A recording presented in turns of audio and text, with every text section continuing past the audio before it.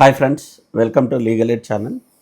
So ఈరోజు వచ్చేసి మనకు ఆర్టికల్ 19 గురించి తెలుసుకుంటున్నామండి. ఆర్టికల్ 19 అనేది ఏంటంటే one of the fundamental rights అనమాట. సో రైట్ టు ఫ్రీడమ్ అనేది ఆర్టికల్ 19. దీని గురించి ఇన్ డీటెయిల్గా మనకు తెలుసుకోబోతున్నాము. ఇది వచ్చేసి ఆర్టికల్ 19 అనేది ఒక్కొక్కసారి ఏంటంటే మనకు ఎల్ఎల్బిలో మనకు లాంగ్ క్వశ్చన్ కేసు కింద ఇటు వస్తుందన్నమాట.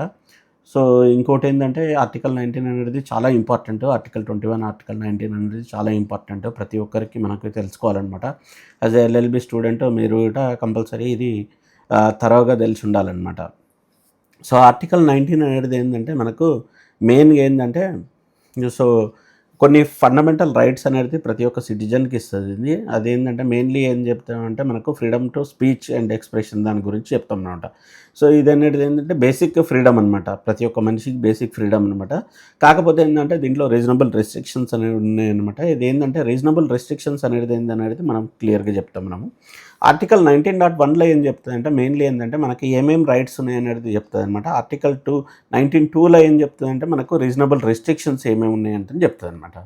సో ఆర్టికల్ 19.1లో చూసినట్లయితే ఏంటంటే మనకు freedom to speech and expression. Okay, so మనకు మాట్లాడే హక్కు అనేది మనకు కాన్స్టిట్యూషన్ ఆఫ్ ఇండియా ఇచ్చింది. మన ఎక్స్ప్రెషన్స్ తెలియజేసుకోమనేది మనకి ఇచ్చింది అనమాట. సో అది అనేది ఇన్ డీటెయిల్గా అయితే మనం డిస్కస్ చేస్తాము. సో సెకండ్ వన్ వచ్చేసి freedom to assemble peacefully without arms. So ఒక గ్రూప్ కింద అసెంబుల్ కావాలి, లేకుంటే గ్యాదర్ కావాలి, మనం ప్రొటెక్ట్ చేయాలనుకున్న ఇట సో ఎవరిని డిస్టర్బ్ చేయకుండా ఏమేమి మనకు ఆయుధాలు లేకుండా మనం చేయొచ్చు అనమాట. ఆ ఫ్రీడమ్ అయితే మనకు కాన్స్టిట్యూషన్ ఆఫ్ ఇండియా అయితే ఇచ్చిందనమాట. So freedom to form association and unions. So ప్రతి ఒక్క మనిషికి ఏంటంటే సపోజ్ ఒక గ్రూప్ ఆఫ్ పీపుల్కి వాళ్ళు అసోసియేషన్ ఏర్పడాలన్నా, యూనియన్ ఏర్పడాలన్నా, కంపెనీలో యూనియన్ ఏర్పడాలన్నా అదైతే మనకు గవర్నమెంట్ అయితే మనకు పర్మిషన్స్ ఇచ్చిందనమాట కాన్స్టిట్యూషన్ ఆఫ్ ఇండియా. సపోజ్ మీరు ఒక కాలనీలో ఉన్నారనుకోండి, ఆ కాలనీలో మీరు అసోసియేషన్ ఏర్పడవచ్చు. మనము అసోసియేషన్ ఏర్పడేసి మనం దానికి తగ్గట్టు మనం చేసుకోవచ్చు అనమాట. సో అదైతే ఎవరికైతే ఎవరికి నో చెప్పే అధికారం అయితే లేదు. ప్రతి ఒక్క మనిషి అనేది మనం అసోసియేషన్స్ అనేది ఏర్పాటు చేసుకోవచ్చు అనమాట. ఇంకోటి ఫోర్త్ వన్ ఏంటంటే freedom to move okay through out territory of India. So ఈ భారతదేశంలో ఎక్కడైనా సరే ప్రతి మనిషికి తిరిగే అధికారం అయితే ఉందన్నమాట. అది కాన్స్టిట్యూషన్ ఆఫ్ ఇండియా అనేది మనకి ఇచ్చిందనమాట. మనం ఎక్కడైనా మూవ్ కావచ్చు. కాకపోతే ఏంటంటే కొన్ని రీజనబుల్ రెస్ట్రిక్షన్స్ ఉన్నాయన్నమాట. అవి ఏంటనేది మనం చూస్తాము. So freedom to reside. So మనకు ఫ్రీగా మూవ్ చేసే అధికారం ఉంది కాబట్టి మనం ఎక్కడైనా సెటిల్ అయ్యే అధికారం అయితే ఉందన్నమాట. ఇండియాలో ఎక్కడైనా సరే మనము పోయేసి అక్కడ సెటిల్ కావచ్చు, అక్కడ ఇల్లు కొనుక్కోవచ్చు, మనం చేసుకోవచ్చు అనమాట. కాకపోతే కొన్ని రెస్ట్రిక్షన్స్ ఉన్నాయి, అవి కూడా మనం చూద్దాం అనమాట. ఇంకోటి freedom to practise any profession or to carry any occupation, trade and business. So ప్రతి ఒక్క మనిషికి ఏంటంటే మనము ఏదైనా ప్రొఫెషన్ చూస్ చేసే హక్కు ఉంది, అలాగే మనం ఏదైనా బిజినెస్ చేసే హక్కు అయితే ఉందన్నమాట. సో అవన్నీ క్లియర్గా ఇన్ డీటెయిల్గా మనం ఎక్స్ప్లెయిన్ చేద్దాము. సో ఇది ఆర్టికల్ 19.1. సో బేసికల్లీ ఏంటంటే మనము ఇక్కడ మనకు ఏమేమి రైట్స్ ఉన్నాయనేది మనకు క్లియర్గా ఎక్స్ప్లెయిన్ చేశారండి. 6 రైట్స్ అయితే ఉన్నాయి మనకు. సో రీజనబుల్ రెస్ట్రిక్షన్స్కి వచ్చేవరకు ఏంటంటే సో మనకు ఫ్రీడమ్ టు స్పీచ్ అనేది ఉంది కాబట్టి మనం ఏది పడితే అది మాట్లాడడానికి లేదు, ఎవరిని పడితే అట్లా తిట్టడానికి అట్లా ఏం లేదనమాట. సో కొన్ని రెస్ట్రిక్షన్స్ అనేవి ఉన్నాయి. ఏ విధంగా రెస్ట్రిక్షన్స్ అంటే security of the state. So మనకు స్టేట్ అనేది ఏంటంటే ఓన్లీ ఇట్లా లోకల్ స్టేట్ కాదు. స్టేట్ అనేది ఏంటంటే మనకు స్టేట్లో మనకు చాలా రకాలు వస్తాయి. మనకు సెంట్రల్ ఇట ఒక స్టేట్ కిందని భావిస్తాం.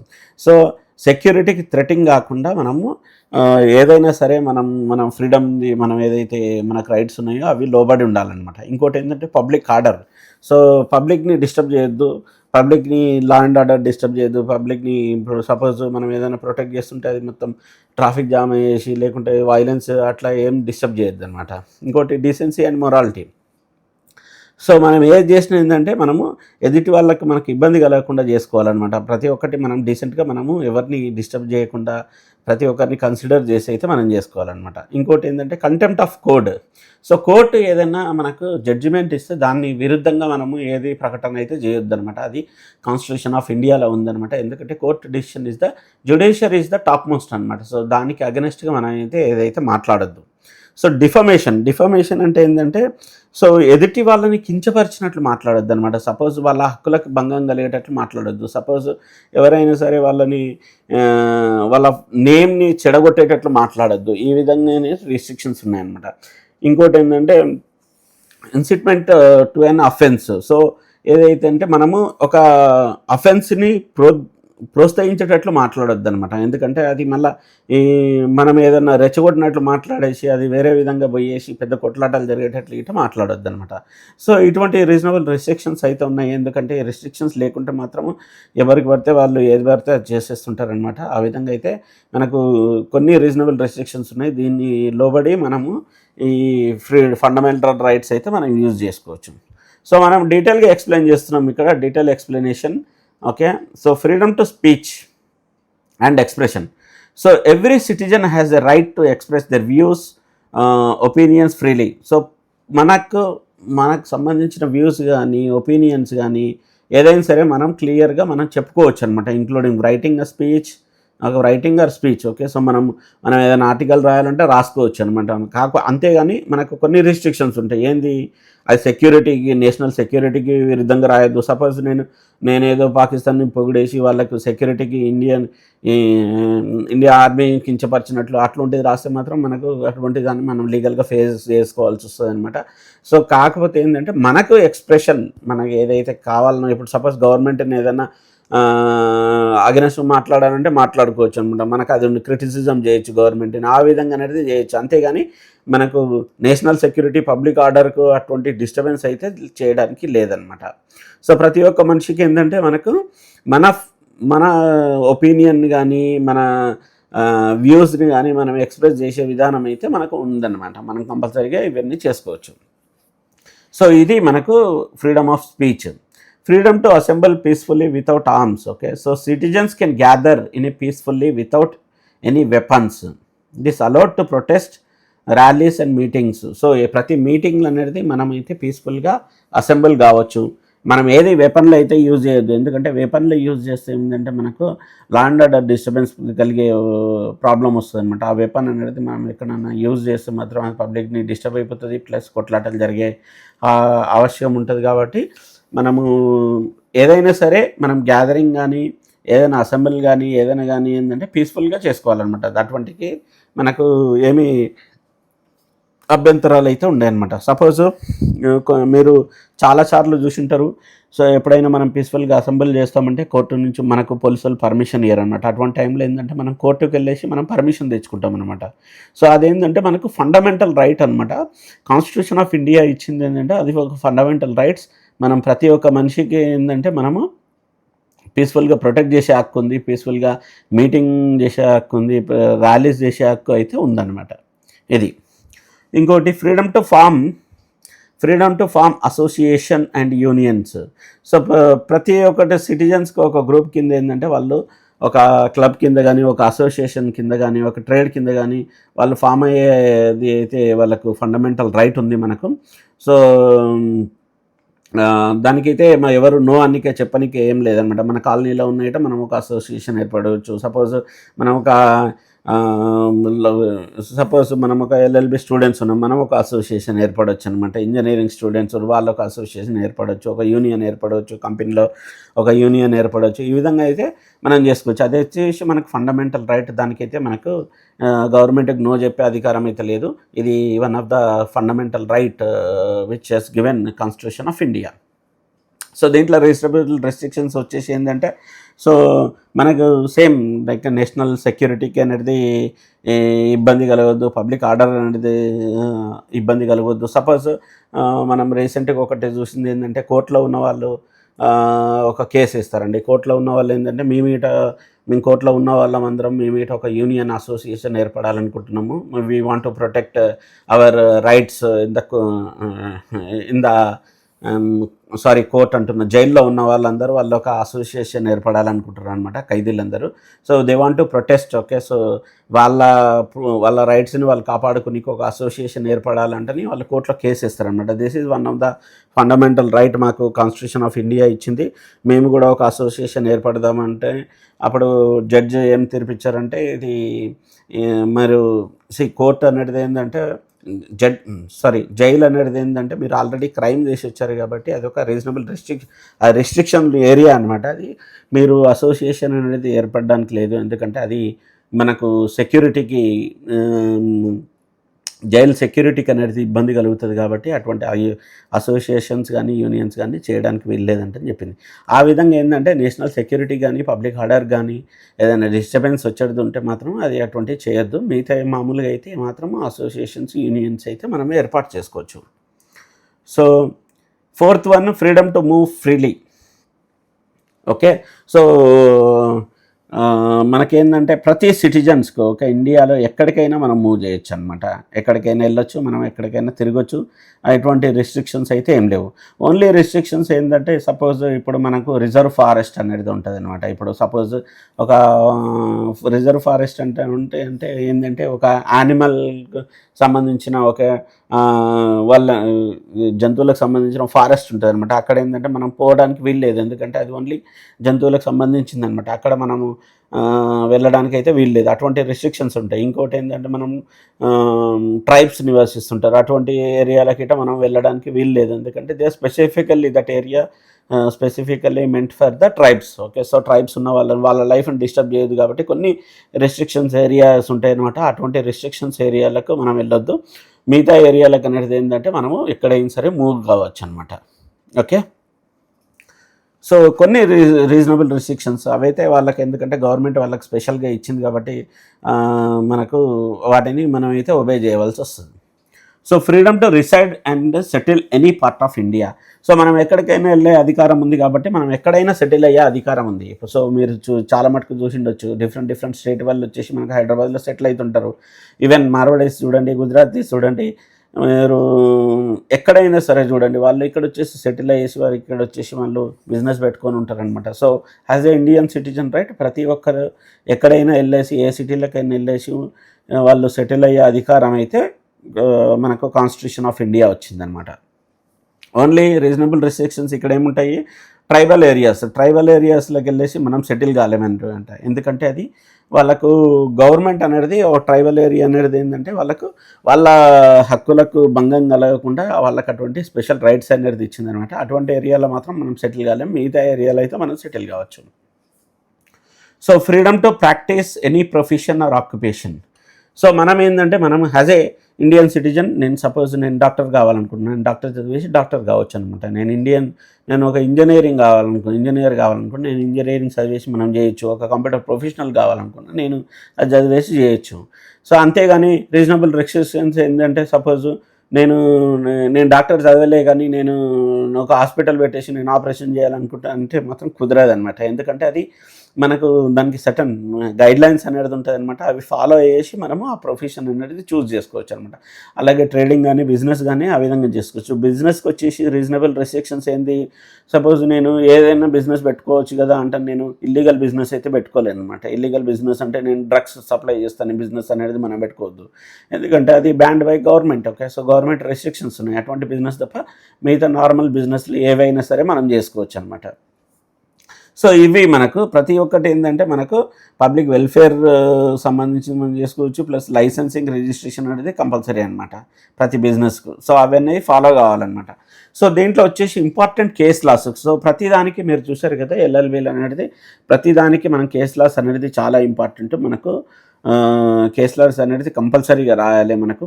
ఈవెన్ లాంగ్ ఆన్సర్ అయినా షార్ట్ ఆన్సర్ అయినా కేస్ లాస్ అనేది చాలా important. Even if you are going to court, okay, so మీరు కోర్టులో వెళ్ళేసి ఏదైనా వాదించాలనుకున్నాయంటే కేస్ లాస్ అనేది చాలా ఇంపార్టెంట్. ఓకే, సో ప్రతిదీ ప్రీవియస్ కేస్ లాస్ ఏం జరిగింది దాని ప్రకారం మనం వాదించేది అయితే ఉంటుందన్నమాట.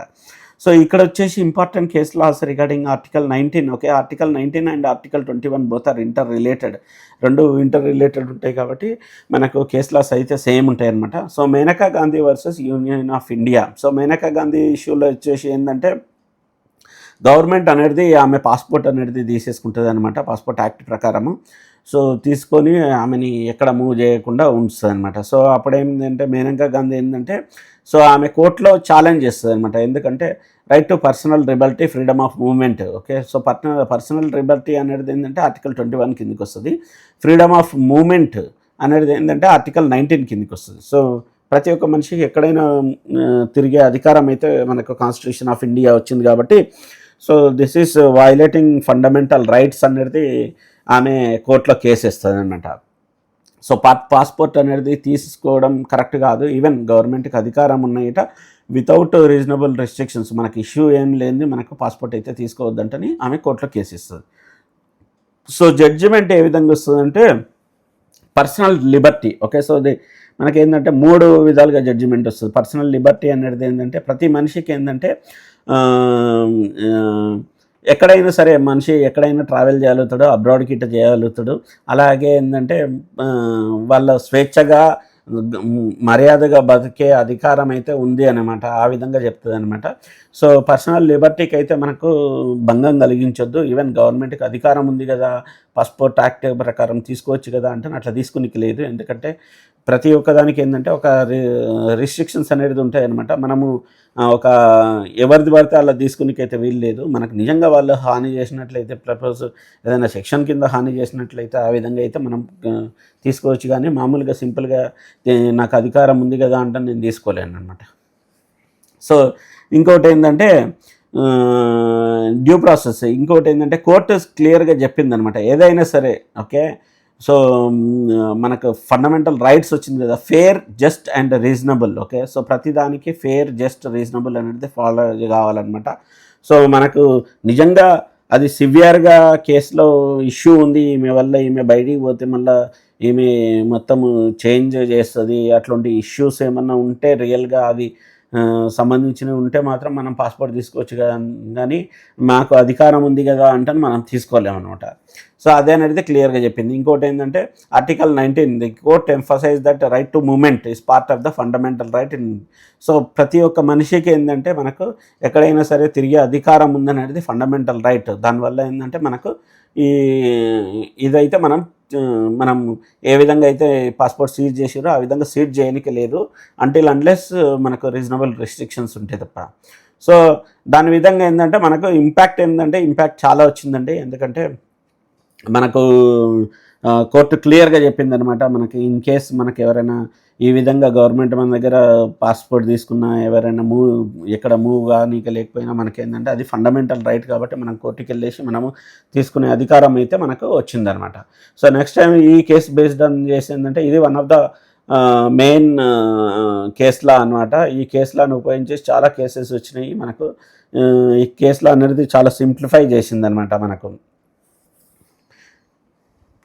సో ఇంకోటి వచ్చేసి మనకు express news paper. Okay, so express news paper versus union of India. So express news paper అనేది ఏంటంటే